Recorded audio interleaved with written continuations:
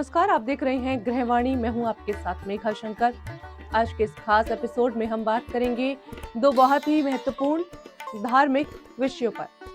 तो दोस्तों, सबसे पहले नवरात्रि के बीच यानी कि चौथे दिन मां कुष्मांडा की पूजा, और उसके बाद जानेंगे कि कामदा एकादशी की सही तारीख, व्रत, महत्व और पारण का सही समय आखिर क्या है। तो दोस्तों, इसलिए पूरी जानकारी लीजिएगा, क्योंकि आज की जानकारी आपके लिए बहुत ही काम की होने वाली है। तो चलिए सबसे पहले बात करते हैं कि चैत्र नवरात्रि के चौथे दिन की। तो दोस्तों, नवरात्रि की शुरुआत 19 मार्च से हुई है और 22 मार्च को नवरात्रि का चौथा दिन होगा, जो कि माँ के दुर्गा के यानी कि उनके चौथे स्वरूप माँ कुष्मांडा को समर्पित माना जाता है।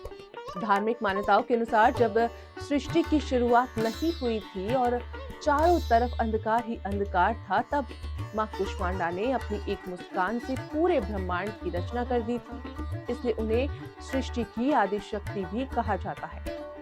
दोस्तों, माँ कुष्मांडा का स्वरूप बहुत ही शांत, सौम्य और तेजस्वी माना जाता है, और जो भी भक्त सच्चे मन से इनकी पूजा करता है, उसके जीवन से नकारात्मकता धीरे धीरे खत्म होने लगती है। तो दोस्तों, अगर हम पूजा विधि की बात करें तो इस दिन सबसे पहले सुबह जल्दी उठकर स्नान करना चाहिए और साफ कपड़े पहनने चाहिए। अगर संभव हो तो पीले रंग के कपड़े पहनना बहुत शुभ माना जाता है। इसके बाद घर में स्थापित कलश की पूजा करनी चाहिए, क्योंकि नवरात्रि के हर दिन सबसे पहले कलश पूजा का विधान होता है।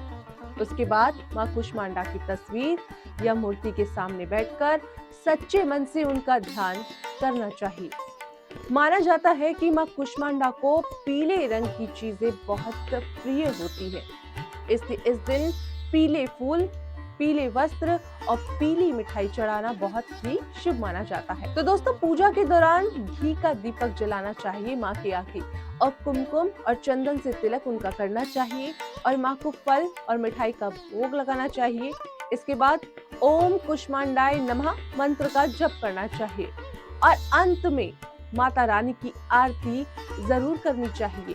दोस्तों, इस दिन की सबसे खास बात ये मानी जाती है कि अगर कोई व्यक्ति अपने जीवन में बार बार रुकावटों का सामना कर रहा है, काम बनते बनते रुक जाते हैं या मन हमेशा परेशान रहता है, तो माँ कुष्मांडा की पूजा करने से धीरे धीरे जीवन में सकारात्मक बदलाव आने लगते हैं।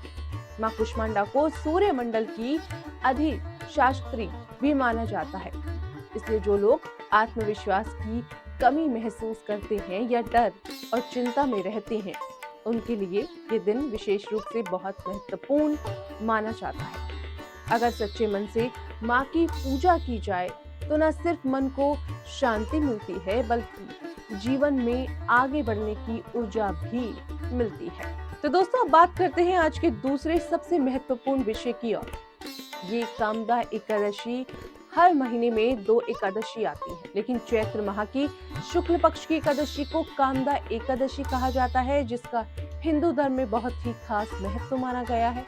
इस एकादशी के बारे में मान्यता है कि इस दिन भगवान विष्णु की पूजा और व्रत करने से व्यक्ति की अधूरी इच्छाएं पूरी होती हैं और जीवन के दुख दर्द धीरे धीरे कम होने लगते हैं। तो अब आगे बढ़ते हैं और बात करते हैं कि सबसे ज्यादा लोग इस बात को लेकर कंफ्यूज हैं कि कामदा एकादशी 28 मार्च को है या 29 मार्च को। तो दोस्तों, आपको बिल्कुल सही जानकारी दे दें कि पंचांग के अनुसार एकादशी तिथि 28 मार्च की सुबह शुरू हो रही है और 29 मार्च की सुबह समाप्त होगी। लेकिन उदया तिथि के नियम के अनुसार व्रत हमेशा उसी दिन रखा जाता है जिस दिन सूर्योदय के समय एकादशी तिथि होती है।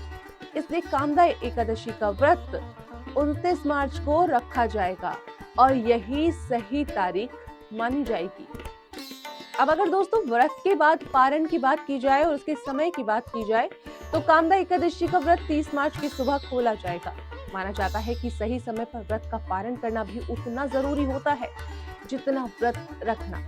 इसलिए जो लोग इस बार कामदा एकादशी का व्रत रखने वाले हैं, उन्हें पारण के सही समय का जरूर ध्यान रखना चाहिए। इस दिन भगवान विष्णु की पूजा, मंत्र जप और दान पुण्य करने का विशेष महत्व माना गया है।